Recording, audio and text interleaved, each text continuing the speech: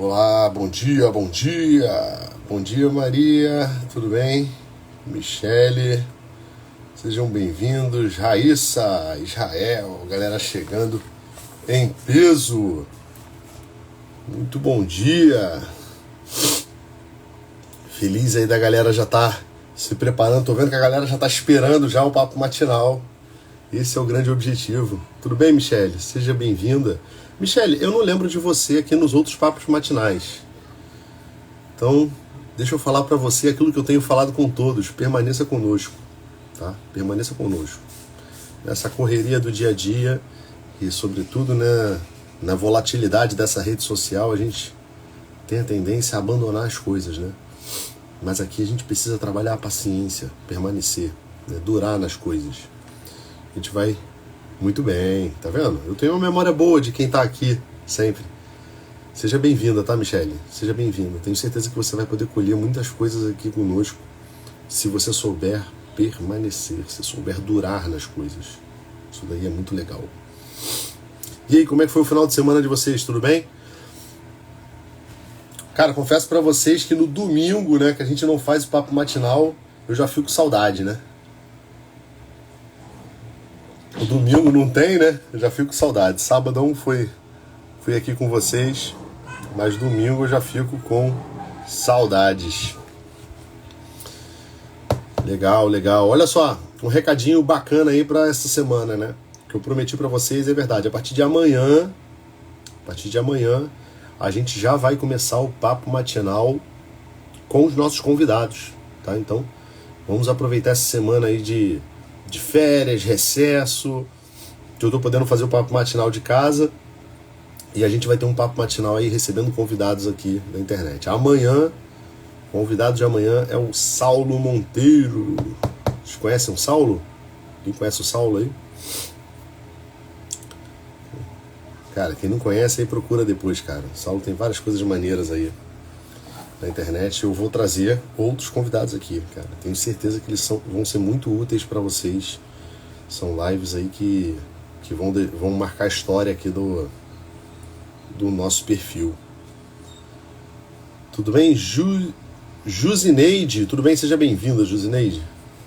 Seja bem-vinda. Vamos lá, galera. Vamos lá, vamos começar o nosso papo matinal de hoje, né? Sem conversa fiada. Então vamos seguir aí nosso papo matinal, né? Hoje eu vou falar com vocês aqui sobre o amor como uma chave de entendimento, né? Ou seja, uma forma como a gente entender a vida através do que... através do Diego. O Diego vai estar aqui, tá? Eu vou encher o saco do Diego e eu vou trazer ele aqui no papo matinal, tá bom? Não sei se essa semana, mas talvez na outra. Eu vou sugar ele aí pra ele vir. Que legal, cara, que bom você veio através do Diego. E eu vou trazer ele aqui. A gente vai falar um pouco sobre as 3 pessoas aqui depois, com ele aqui. Bem, mas vamos lá, galera. Começando aqui, né? O amor como uma chave de entendimento, né? O que eu quero falar com vocês? Existem muitas crises que surgem na nossa vida, né? Sobretudo assim, quando a gente fala de família. Eu não vou dizer por desamor, porque o amor, em algum momento, ele já habitou naquele ambiente, ele já habitou naquele lugar, né? Mas antes de acontecer uma cisão no amor, existe uma cisão em uma coisa chamada esperança, entendeu? Existe uma cisão ali, na parte da esperança. Então, é quando a gente começa a perder a esperança em alguma coisa que a gente vai começando a desconstruir o amor na nossa vida. Então veja, e aqui eu estou falando de todos os amores possíveis humanos, né? Vejam bem, você estava ali namorando, né? Estava noiva de um rapaz, sobretudo as mulheres. Aí durante ainda o namoro, durante o noivado, acontece uma traição. Você descobre uma traição. O que acontece imediatamente em você? Uma cisão da esperança. Todos nós temos na nossa personalidade uma pessoa que nós chamamos de roteirista, que é uma pessoa que vive no futuro. E ele vive e ele se alimenta exatamente da esperança. O que ele faz? Ele faz uma projeção futura das coisas. Ele faz uma projeção, ele olha para o futuro e diz assim, cara, com esse presente que eu tenho, com a bagagem do passado e a história que eu tenho sobre uma certa situação, eu espero firmemente que amanhã acontecerá tal coisa. Veja, por exemplo, poucas vezes você coloca em dúvida na tua vida se o sol vai nascer amanhã, né? Será que o sol vai nascer amanhã? Por quê? Porque você já viu tantas vezes no passado o sol nascer, por mais que ele não esteja visível para você. Você sabe que ele está ali por trás das nuvens brilhando. E a sua vida presente, ela testemunha isso constantemente. Você constantemente olha para o céu e vê o sol lá, nascendo.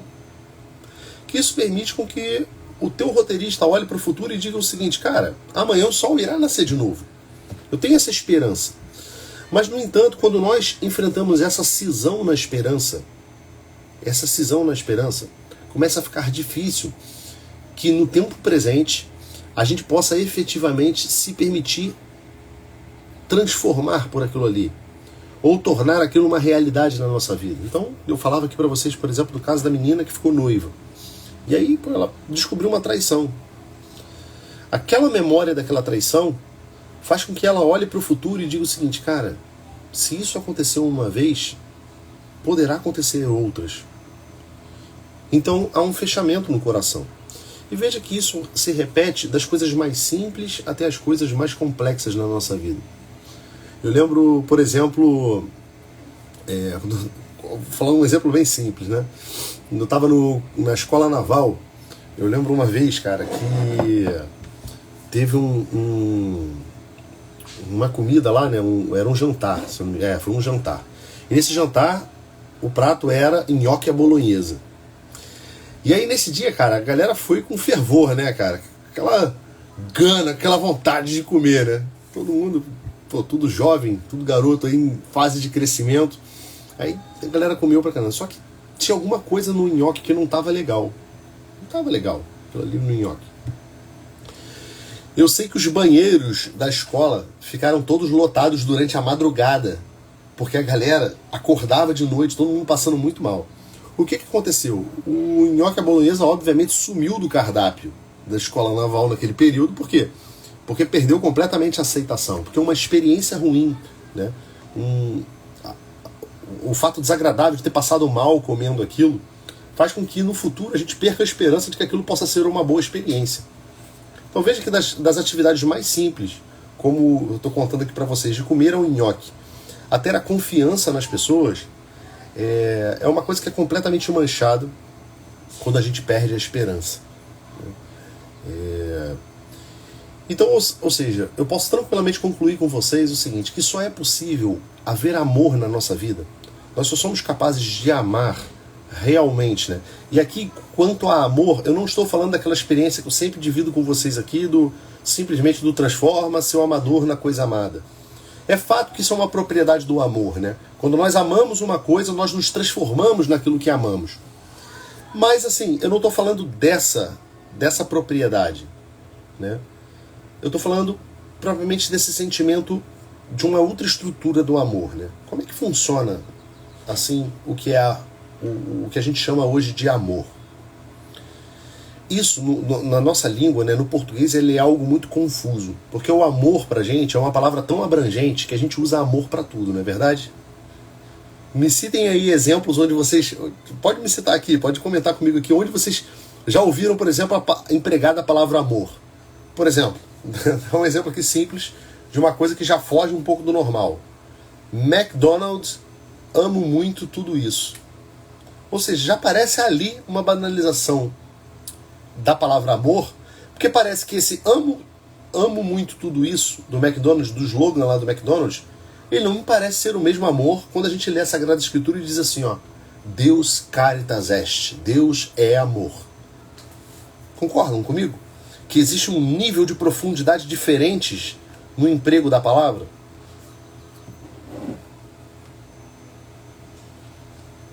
Eu conversava isso ontem com meus filhos no carro. porque todos eles, aqui em casa, né, a gente evita um pouco televisão, filme. Não estou dizendo que eu não ponho, mas normalmente é algo muito pensado, é um momento de filme em família que a gente vai assistir. A televisão aqui em casa ela não fica ligada a Bangu para a gente assistir tudo aquilo que aparece na televisão. E eu vou explicar isso para vocês com muito mais detalhes quando eu falar para vocês daquilo que foi a tese do meu mestrado lá, né? Eu disse da teoria dos 4 discursos. No caso, eu fiz o meu mestrado foi voltado para a área militar, então foi a teoria dos 4 discursos aplicada às operações de informação. Mas eu vou falar com vocês aqui sobre a teoria dos 4 discursos aplicada à vida de vocês e aplicados à psicoterapia. Então, esperem que esse vai ser um assunto bem legal. E tem muito a ver com isso, o fato de eu não, por exemplo, ficar a Bangu assistindo televisão aqui em casa. Então, não é assim. Mas é comum, por exemplo, quando a gente sai de carro e vai fazer algum trajeto mais longo, que eu coloque ou historinha, né, para as crianças no carro. Eu gosto muito daquelas historinhas da coleção Disquinho, né, porque eram histórias rimadas, então tem uma série de benefícios pedagógicos para as crianças ali. Fortalece bastante a imaginação, porque as crianças não estão vendo nenhuma imagem, elas precisam criar essa imagem na cabeça. Então isso é uma forma que eu gosto de trabalhar muito com as crianças. Mas de vez em quando eu ouço coisas que são de adultos mesmo, né? Palestras de adultos, e as crianças se beneficiam disso, né? E uma das coisas que eu estava ouvindo ontem era um curso do Padre Paulo Ricardo, no qual ele fala do Senhor dos Anéis. E meus filhos gostam muito do Senhor dos Anéis, então era uma coisa interessante. E aí o meu filho mais velho me dizia, né, assim, pai, eu já li o Hobbit, por exemplo. Eu já li o Hobbit. Eu falei, não, meu filho, você leu o quadrinho do Hobbit. E há uma diferença muito grande. Eu fui mostrando para ele como que há uma diferença, porque, por exemplo, o Tolkien, que é um autor muito famoso, para quem gosta de Senhor dos Anéis ou já leu, você percebe que ele é um autor muito detalhista, né? Cara, ele faz a ambientação tudo com muito detalhe. E o Tolkien, ele tem até uma situação que é o seguinte, que ele chegou a reescrever um capítulo inteiro do seu livro, por causa da lua. Porque ali ele descrevia que era uma lua nova, mas pelo trajeto que os personagens faziam de um lugar ao outro, não dava para ser lua nova naquele dia. Então vocês verem o nível de detalhe, né, como que está o mundo interior de um escritor. Você imagina então se ele vai escolher bem as palavras. A gente já tem uma perda muito grande quando a gente lê alguma obra clássica dessa fora da língua original. Você imagina quando a gente lê então resumos, ou quando a gente lê quadrinhos, coisas que deturpam completamente a métrica, né, a gramática do que foi escrito, que pretendia causar um efeito. Então, observem que assim, a gente tem uma perda significativa com isso, e os vocábulos eles são muito bem escolhidos para a gente poder falar e passar com precisão aquilo que a gente quer. Então, a gente pode ver que essa palavra amor no português, ela é uma palavra que assim, ela é abrangente demais. Então, a gente ouve amor, a palavra amor no slogan do McDonald's, amo muito tudo isso. O amor da Sagrada Escritura que diz Deus caritas est, né? Quando a gente diz que Deus é amor. Quando a gente diz também na Sagrada Escritura, né? Amai-vos uns aos outros como eu vos amei. E depois a gente ouve na música, né? Fazer amor de madrugada. Observe que em todas as ocasiões eu estou usando a palavra amor. Mas, no entanto, a carga da significância ali da palavra, né? O significado da palavra, ele é muito diferenciado nos diversos contextos. Eu até citava para os meus filhos, nessa ocasião, uma passagem bíblica no qual está Jesus e Pedro, e Cristo pergunta a Pedro, né? Pedro, tu me amas? E ele diz, sim, Senhor, tu sabes tudo, tu sabes que eu te amo. E no português é usado somente a palavra amor. Mas, no entanto, quando a gente vai ao grego, né, ao original, existe uma variação no grego. Para o grego existem pelo menos 4 tipos de amor. E nós vamos falar disso daqui em outros papos matinais, né? Mas eu só estou querendo exemplificar isso aqui para vocês perceberem como que o amor ele é uma palavra que a gente não entende muito bem, né? Provavelmente eu falo amor aqui para vocês e o entendimento que vocês têm do que eu estou falando pode ser extremamente equivocado. Então eu preciso estabilizar isso aqui para vocês entenderem de que tipo de amor que eu estou falando para vocês. Existe uma estrutura bem comum do que é amor. Todas as vezes, pelo menos da forma como eu emprego aqui para vocês, eu preciso que vocês entendam isso, né? O amor, ele guarda uma estreita ligação com uma palavra chamada sacrifício. Tá? Sacrifício. E o sacrifício por si, ele já tem uma história por trás dessa palavra, né? Quando a gente fala sacrifício, ele vem de sacrifacere, que vem, o significado disso é fazer sagrado. Facere, fazer, né? Sacre, sagrado. Então, sacrifício, sacrifacere, tornar sagrado algo. Quase todas as civilizações antigas, como é que elas faziam isso? Elas tinham um altar que era praticamente um intermédio entre o mundo espiritual e o mundo material. E naquele altar, algo material é sacrificado em prol de algo espiritual. A gente sabe que a realidade material da nossa vida é uma realidade passageira, né? Isso é a marca do tempo. Qual é a marca do tempo? É o envelhecimento. É o desgaste das coisas. Você experimenta isso todos os dias quando tu se olha no espelho. Quando você percebe ali, de repente, que tem uma ruga nova, que tem um cabelo que já caiu, não é isso? Algum fiapo de cabelo branco. Você experimenta tudo isso. Tanto é que a linha de maquiagem lá, né?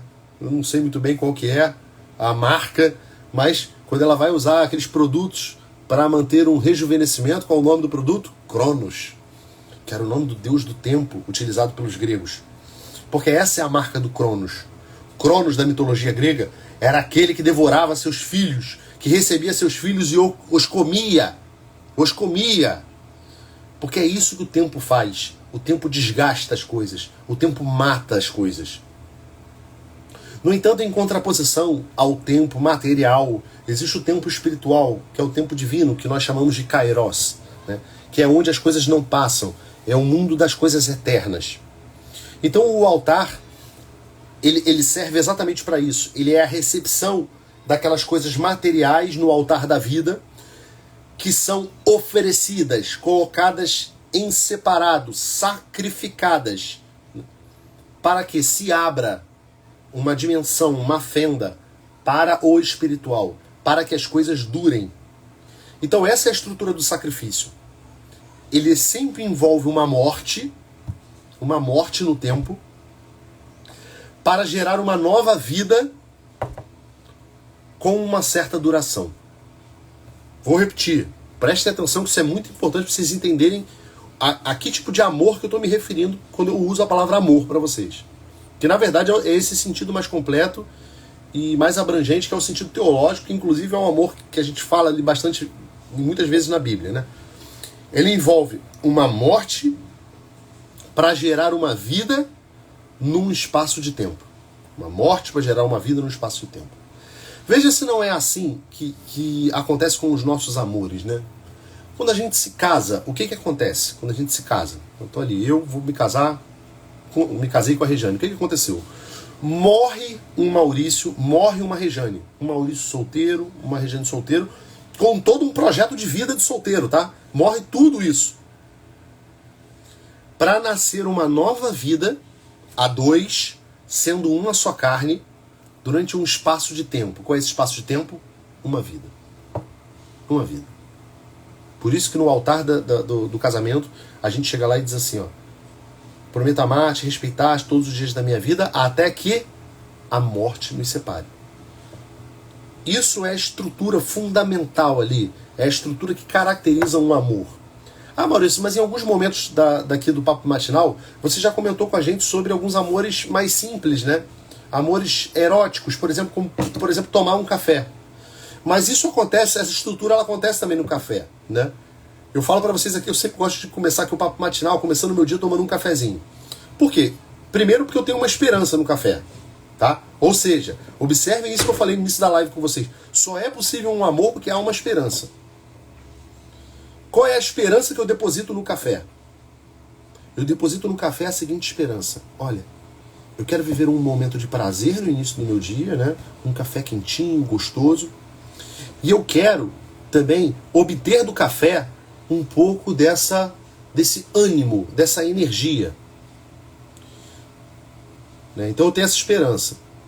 Vamos ver aqui o que o Manuel está dizendo. Ó, você acha que um dos motivos de muitos casamentos não darem certo é o parceiro não morrer para as coisas de solteiro? É óbvio que é. É óbvio que é. Porque, veja, se você não morre para a realidade da sua vida de solteiro, o que está acontecendo com você? Você não está fazendo um sacrifício. E se você não faz esse sacrifício, o amor não é possível, ele não é viável, porque o sacrifício ele é a estrutura do amor. Tá entendendo? Madre Teresa de Calcutá, ela dizia uma coisa que era o seguinte: ame, ame, ame bastante, até doer. Porque se você não estiver experimentando uma certa dor, não é amor. Ele pode ser tudo. E hoje os casamentos, eles são assim. Eles têm sido o quê? Contratos. Veja que quando você tira a dimensão, inclusive a dimensão religiosa do casamento, que oferece a questão do altar, e o casamento ele vive simplesmente um contrato jurídico, ele passa a ser o quê? Um contrato entre direito de pessoas. E é óbvio que isso vai dar errado. Tá entendendo? Olha só, deixa eu falar uma coisa pra vocês. Isso vai dar errado. Se você só vive a relação jurídica do teu casamento, ele é simplesmente uma troca de direitos. Aí você vai entrar no casamento da seguinte forma: olha, eu mereço isso, e eu espero receber isso, e o outro também vai ficar, eu espero receber isso. Só que é o seguinte, existe uma característica do ser humano que é o seguinte: nós não conseguimos completar o outro perfeitamente. Então esse tipo de casamento, ele sempre gera uma frustração. Sempre gera uma frustração. Entendeu? Perfeito, Emanuel? Ficou claro isso daqui? É importante. A tua conclusão foi interessante aqui. Se nós não morremos para outro tipo de vida, a gente não segue adiante. Existe um ditado popular que diz o seguinte: cada escolha é uma renúncia. Se eu não faço as renúncias, eu não fiz a escolha, pô. Eu não fiz a escolha.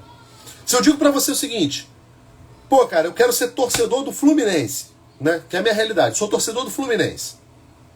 Pô, quando eu escolhi torcer pro Fluminense, eu escolhi não torcer pro Vasco, pro Flamengo, pro Botafogo. Não é que eu quero o mal deles, entendeu? Mas a minha torcida é pro Fluminense. Só que com isso, eu vou ser feliz com a Libertadores que nós ganhamos no ano passado, e vou ser triste, cara, com a realidade do Oceano, que quase fui rebaixado. Olha lá, tenho visto cada vez mais casos de casamento com cada um morando na sua casa. Sim, inclusive outro dia passou no jornal também, um casal, vivemos 30 anos casados, e aí você olhava a casa deles, era tão bizarro, porque assim, na casa, eles duplicaram os cômodos. Há 2 salas na casa, um com uma televisão para cada um. Há 2 quartos, um morando em cada quarto. Há 2 cozinhas para cada um cozinhar aquilo que cada um quer. É óbvio que isso não é casamento, porra. É óbvio que isso não é casamento, isso não há intimidade, não há fusão de propósitos. Não há um olhar adiante. Então, ou seja, voltando aqui do que eu estava falando para vocês, a estrutura do amor é uma estrutura de sacrifício, uma morte que gera uma vida numa duração do tempo. Só que qual é o grande problema disso tudo aí? O grande problema disso tudo é a tal da morte. Por quê? Porque a morte ela gera uma dor. Uma certa dor. E essa dor, se você fica preso nela, você mata a esperança futura. E aí o que acontece com você? O que acontece com a sua personalidade? Acontece uma depressão. Você deprime. Você distensiona a tua personalidade. Por quê? Porque tu perdeu a esperança de que no futuro isso vai gerar alguma coisa. Vamos lá, voltando aqui com calma para vocês entenderem bem. Eu sei que o papo matinal, ele às vezes não tem como ser muito profundo, porque a maioria de vocês aqui está no trânsito para o trabalho, mas fica comigo aqui agora, fica comigo, tá? Permanece aqui, aquilo que eu sempre falo para vocês, durem aqui um pouquinho, afastem um pouco as distrações e pensem nisso que eu estou falando para vocês. A estrutura do amor, ela é um sacrifício. Esse sacrifício, ele precisa de uma certa dor, mas é uma dor que não dura para sempre também. E é uma dor que te faz uma promessa no futuro. Todo o bem que está diante de você, ela te faz uma promessa. Ele te faz uma promessa no futuro. Então, por exemplo, quando eu escolhi tomar um café aqui, eu escolhi não tomar o Nescau, eu escolhi não tomar o leite puro, eu escolhi não tomar o suquinho de laranja. Eu escolhi tomar o café. E, por exemplo, hoje está calor. E o café é quente. Então há um certo desconforto nisso. Por quê? Porque eu estou tomando uma bebida quente. Mas eu tenho uma promessa que o café me faz. Qual é essa promessa que o café me faz? Ele me promete me dar um pouco de energia, o que o suco de laranja não vai me dar. Da mesma forma que o café é por causa da cafeína. Então, eu fiz uma escolha. Mas essa escolha, ela contempla uma renúncia. E olha que eu estou falando de uma realidade muito simples para vocês entenderem. Mas pensem no casamento. No instante que eu me casei, eu fiz uma escolha. Qual é essa escolha? Eu serei fiel àquela mulher. Eu estou abandonando as outras possíveis que eu poderia namorar, que eu poderia conhecer um pouco mais, que eu poderia me casar. E isso tem uma dor, sim, tá? Não vamos ser romântico aqui e dizer o seguinte: ah, não, eu só tenho olhos para minha esposa, né? Isso é aquele olhar romântico no sentido de somos anjos nessa terra, né? Nós temos desejos nessa vida, tá? Vamos parar de palhaçada. Todos nós temos desejos nessa vida. Então, sim, cada escolha que nós fazemos, nós podemos ser muito satisfeitos, muito felizes com a nossa escolha. Mas ela vai englobar uma renúncia. Não tem jeito. E o Cristo já falou isso para vocês, né? Tomar a vossa cruz e me seguir. Cada um tem a sua cruz na vida. Então, o amor, ele tem esse sabor de sacrifício. O que não quer dizer que porque tem uma dor, não tenha felicidade. Olha como aquilo que eu falo para vocês nos outros papos matinais que a gente precisa entender. A gente precisa entender que felicidade não é algo estritamente ligado a esse prazer sensorial. Sim, é claro que existem momentos felizes onde a gente desfruta de um certo prazer. Mas felicidade é uma realidade da alma, do espírito. Prazer é uma realidade do corpo. Ah, Maurício, mas eu gosto muito do meu churrasco, da minha... aqui das coisas da carne, né? Mas observe que ela também tem uma duração típica de uma coisa da carne. É uma duração que acaba, que já encerra no próprio prazer a angústia do seu término. Já experimentaram isso? Na hora que você estava com muita vontade de tomar um sorvete, aí tu foi lá e tomou aquele sorvete. Mas no próprio fato de você tomar um sorvete, você já está pensando assim, putz, o prazer acabou. Aquilo que eu queria já foi. Já foi. Não durou nem metade do meu dia, né? Eu estou satisfeito, eu já experimentei uma espécie de relaxamento, de paz, né, que já me tira um pouco o movimento da vida. Olha lá, o amor vem sempre seguido de uma renúncia e de um sacrifício, né? Na verdade, o amor nasce de uma renúncia e de um sacrifício. Não é que ele vem seguido. É importante essa noção do tempo. Se não há sacrifício, não há renúncia, não há amor. Existem muitas das vezes pessoas que dizem o seguinte, né? Eu falo isso para todo mundo aqui, principalmente os casais que eu acompanho que vão se casar, né? Eu faço muito esse trabalho aqui, né? Preparação para o casamento. É comum eu receber pessoas assim para essa realidade. Aí vamos lá. Aí eu falo assim, por que você está casando com fulano? Porque eu amo o fulano. Mentira, meu amigo, tá? Não, você não ama ainda. Você está apaixonado por aquela pessoa e você tem uma ligação de propósitos também, racional. Agora, o amor é uma coisa que vai vir muito tempo depois, porque o amor vai vir com as renúncias, com os sacrifícios. Ele que vai construindo. Ele é como se fosse a matéria-prima do amor. Tá entendendo? Ele é a matéria-prima do amor. Mas qual é o grande problema que acontece conosco hoje? Nós ficamos presos nessa dor. Bom dia, Patrícia. Seja bem-vindo. Nós ficamos presos nessa estrutura do amor, né? Na dor. E aí, quando a gente fica na dor, sabe aquela... Quando você experimenta uma dor e você perde a esperança, como se aquilo jamais fosse acabar? E ali, o que eu disse para vocês? Se morre a esperança, nós não temos possibilidade de conseguir continuar o amor, né? Só que aqui está a chave do que eu quero falar para vocês no dia de hoje, tá? Todos nós vivemos num mundo lógico. O que acontece se você olha para o céu, você vai sair para trabalhar, e você olha para o céu e você vê o céu cheio de nuvens, né? Cheio de nuvens e aquela trovoada, uns barulhos, um vento meio estranho. O que você espera que vai acontecer? Comenta para mim aí. Vocês que estão aí. Quem está atento aí. Quem não está simplesmente só ouvindo a live. Quem está atento, quem está permanecendo aqui, quem está durando aqui na live, comenta para mim. Se você ouve isso aí no céu, o que você está esperando que vai acontecer?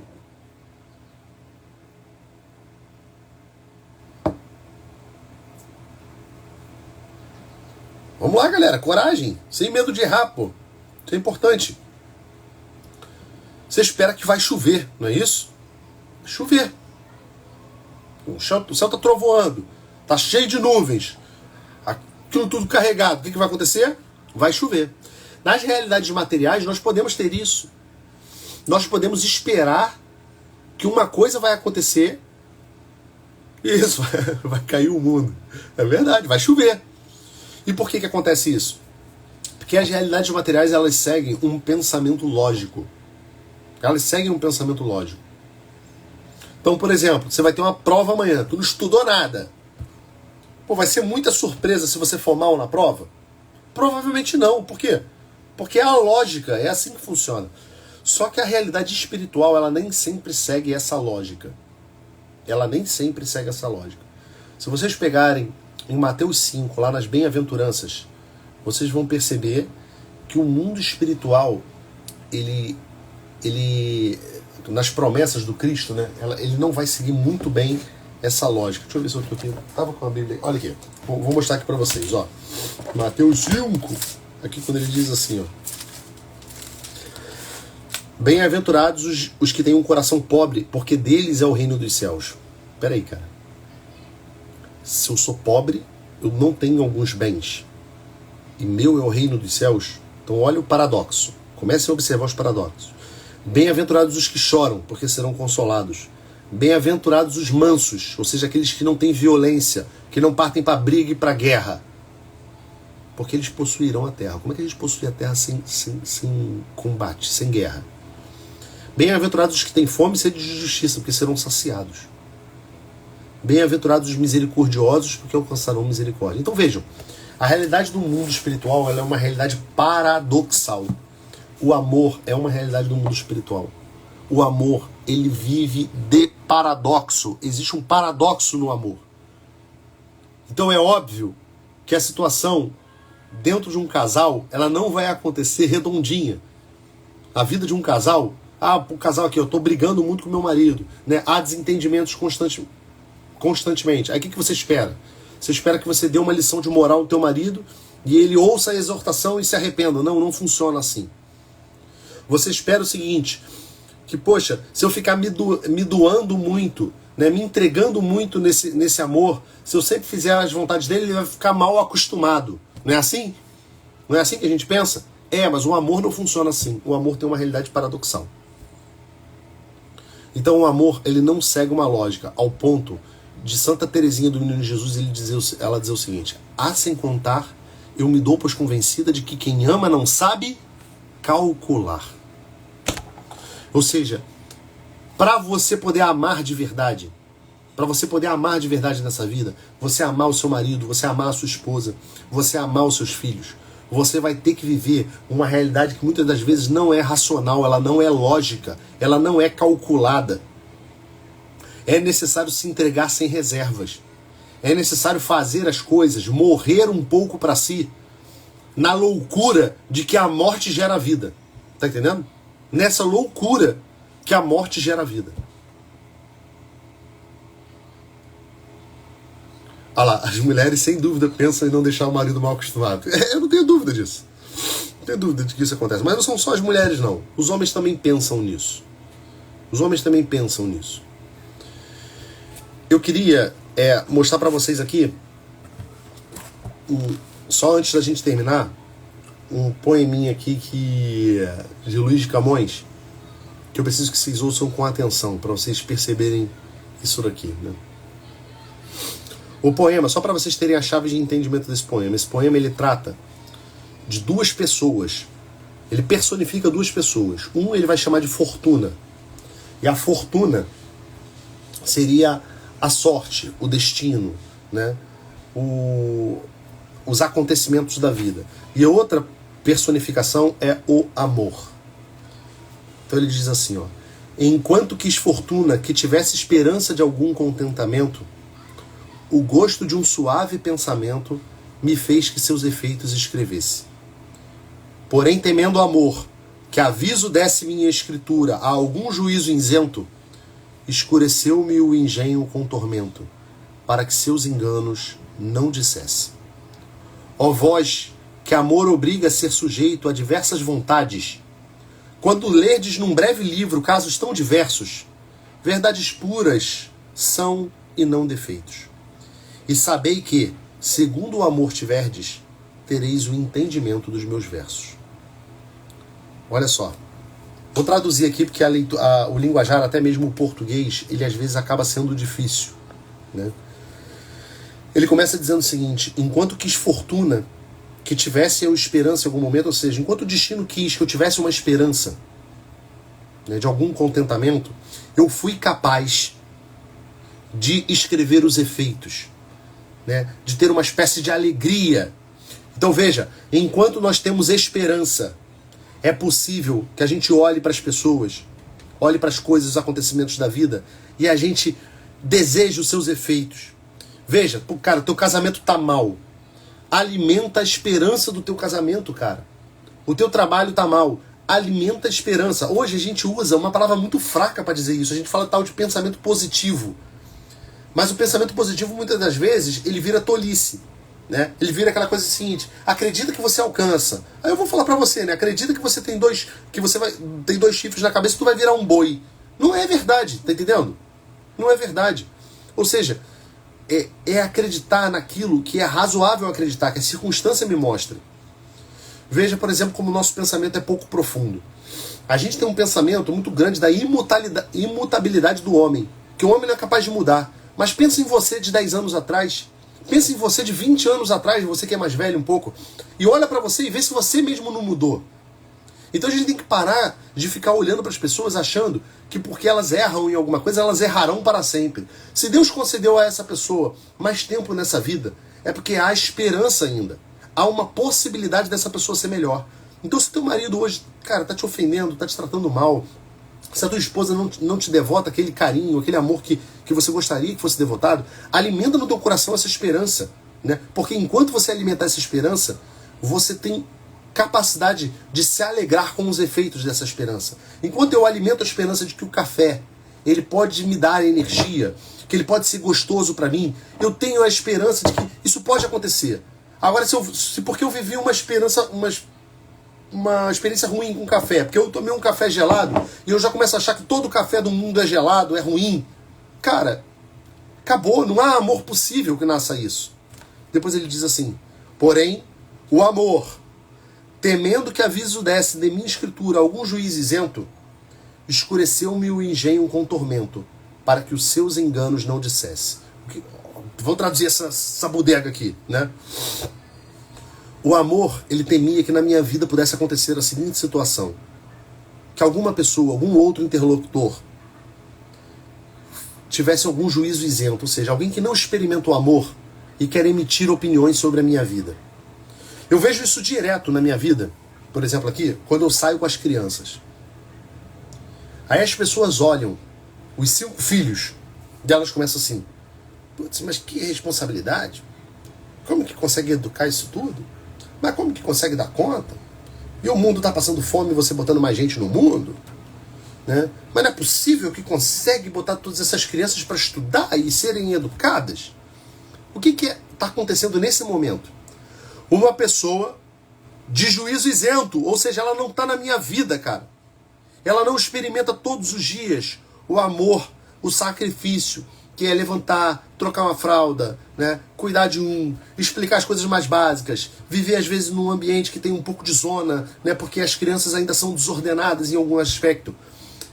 Ela tem um juízo isento e ela jamais vai ser capaz de entender a dinâmica da minha vida, o amor que existe naquilo ali, porque o amor não é lógico, o amor não é alcançável por raciocínio, por pensamento. Tá entendendo? O amor não é alcançável dessa forma. Só é possível de viver isso quem experimenta na carne, quem experimenta no seu próprio engenho o tormento, o sacrifício de um amor. Quem não experimenta o sacrifício que o amor propõe à nossa vida, não tem capaz de julgar como funciona o amor, porque ele é paradoxal, porque ele não respeita uma lógica humana. Depois ele diz aqui: ó vós que amor obriga a ser sujeitos a diversas vontades, porque o amor faz isso, né? Quando a gente ama, a gente não sabe calcular. A gente se subordina ao que a gente ama. Então veja, quando eu amo a minha esposa, quando eu amo meus filhos, quando eu amo meu trabalho, quando eu amo um café, eu vou fazer coisas ilógicas por aquele amor. Eu vou respeitar aquelas vontades. Mas isso tudo são verdades puras. E elas não são defeitos. E sabeis o seguinte, que você só vai conseguir entender tudo isso se você experimentar no teu peito também um amor igual a esse. Se você tiver amado também na vida. Então, o que eu tô querendo dizer para vocês agora aqui nessa vida? Nesse momento, nessa live. Queridos amigos, eu posso fazer 300 mil discursos aqui sobre o amor, sobre o teu amor conjugal. Eu posso falar um monte de coisa.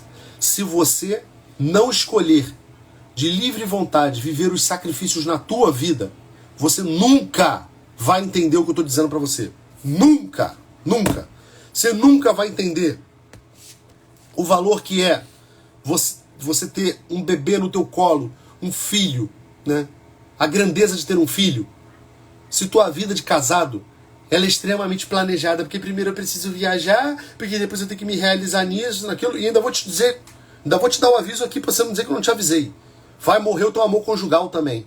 Porque nessa frase sua só tem uma coisa escrita: egoísmo.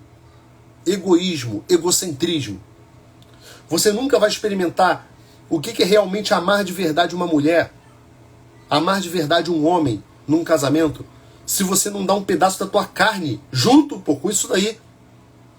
Se você quer preservar profundamente as suas intimidades. Olha, eu caso, mas assim, cara, ela tem que respeitar o meu futebol de domingo, ela tem que respeitar que eu tenho que ir torcer por não sei quem no Maracanã dia tal, ela tem que respeitar que eu gosto disso, daquilo, e um monte de exigências, né? Cheio de cálculos na tua vida. Se você faz isso, você não vai experimentar o que é o amor. Ah, Maurício, mas no primeiro momento que eu faço isso, eu experimento uma dor, eu experimento um sacrifício. O sacrifício constitutivo do amor. E você terá que ter paciência. Porque você só vai sentir o amor quando ele realmente morar no teu coração. E o caminho para você chegar até lá é um caminho de sacrifício. Uma morte que vai gerar uma vida numa duração do tempo. As coisas espirituais são assim, meus amigos. Para quem está na eternidade, não existe pressa. Lembra que eu falei com vocês das virtudes? Que há diferença. Quem não ouviu, veja as outras lives.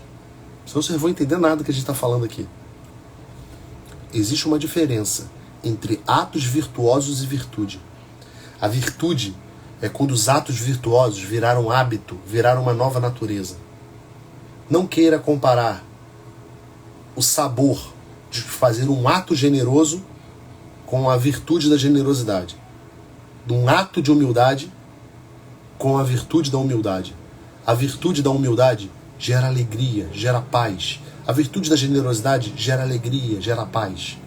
O ato generoso ainda é o processo, ele ainda gera dor. Mas há uma esperança de uma promessa para ele. Veja que todas essas virtudes, elas são constitutivas de algo que é maior, que nós chamamos de amor. E o amor, falando simplesmente dele, é assim também. Os atos de amor doem. O amor é doce. Se você ficar preso no ato do amor só, naquele ato que eu fiz, e você já quiser cobrar o preço, querer ver lógica no amor, tu tá ferrado. Então, meus amigos, só que existe um problema. Não se chega à virtude sem sucessivos atos daquela virtude correspondente. Não se chega ao amor sem sucessivos atos de amor. Então, para você poder experimentar um dia a grande alegria de amar, é necessário que haja sucessivas entregas.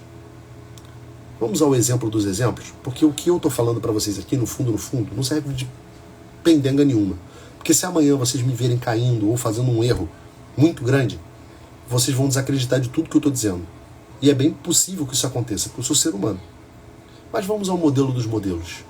Jesus Cristo. Esse que já passou na Terra, continua vivo, mas que você jamais vai encontrar um erro. Para você não duvidar do que eu estou dizendo para você aqui agora. O que precede a ressurreição é o Calvário. Então, aprenda a manter a mesma atenção que você mantém na glória, na ressurreição, nos milagres, né, na transfiguração, que você também mantenha esse olhar também no Calvário. Porque o Calvário é a condição para a ressurreição. Mas a boa notícia disso tudo é a esperança que eu quero colocar no coração de vocês agora, para esse dia de hoje. O amor, ele tem uma velha mania de ressuscitar. Entende? Uma velha mania. De passar por uma morte e de ressuscitar. Então há esperança. Lembrem sempre daquela frase que eu falo para vocês que eu via todos os dias na saída da minha capela no Colégio Naval, né? Quando eu entrei, eu olhava lá uma frase de dor, né? Que me dizia assim: em tudo dai graças, pois esta é a vontade de Deus. Então era a vontade de Deus porque eu estava sofrendo, era a vontade de Deus que eu estava longe da minha família, era a vontade de Deus que eu estava ralando fisicamente, era a vontade de Deus que eu tinha que estudar pra cacete, era a vontade de Deus que eu estava longe dos meus amigos. Era o sacrifício, né? Era naquele altar ali que eu tinha que colocar o sacrifício. Mas ao virar de costas e sair da capela e voltar para o mundo, estava escrito lá em cima assim, ó: a esperança não decepciona. Meus amigos, a esperança não decepciona. Fortalece no teu coração a esperança. Fortalece no teu coração a esperança. Porque a esperança é a única condição ali, sem a qual não tem como nem começar uma vida de amor. Meus amigos, fiquem com Deus. Eu estou estendendo propositalmente os papos matinais desse período agora, que eu estou de férias, tá? O ideal é que o papo matinal dure ali de 15 a 20 minutos. Mas, como esses estão ficando gravados, vocês assistem depois. Aqueles que não puderem permanecer até o final, eu entendo. Sei que a vida de trabalho é uma correria, mas estou tentando deixar aqui o máximo de conteúdo para vocês, para a vida, tá bom? Um grande abraço. E deixa eu pedir um favor para vocês aqui. Vocês 6 que estão aqui comigo, compartilhem essa live, entendeu? Para mim é muito importante, para eu poder alcançar mais pessoas, para a gente aumentar um pouco a nossa família aqui do Papo Matinal. Isso daqui é fundamental, que vocês compartilhem, que vocês façam a parte de vocês. Essa é a parte do apostolado de vocês, tá bom? Um grande abraço, meus amigos. Fiquem com Deus. Uma boa segunda-feira.